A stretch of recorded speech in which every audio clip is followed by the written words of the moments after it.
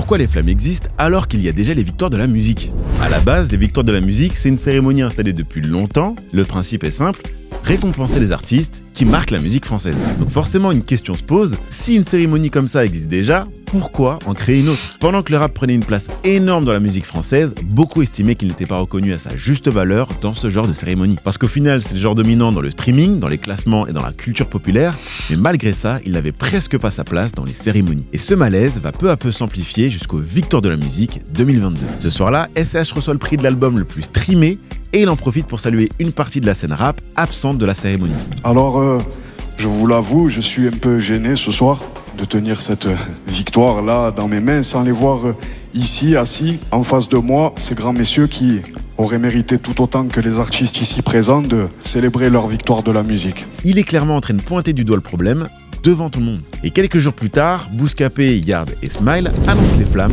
comme une réponse à ce sentiment d'injustice et ce manque de reconnaissance. C'est une manière de pouvoir enfin valoriser le rap dans une cérémonie avec ses codes, ses artistes et son public. Et c'est exactement pour ça que les flammes ont été créées, pour répondre au manque de reconnaissance d'une scène qui pourtant dominait déjà la musique française. Alors cette année, qu'avez-vous pensé de cette cérémonie et selon vous, est-ce que c'est les bons artistes qui ont été récompensés?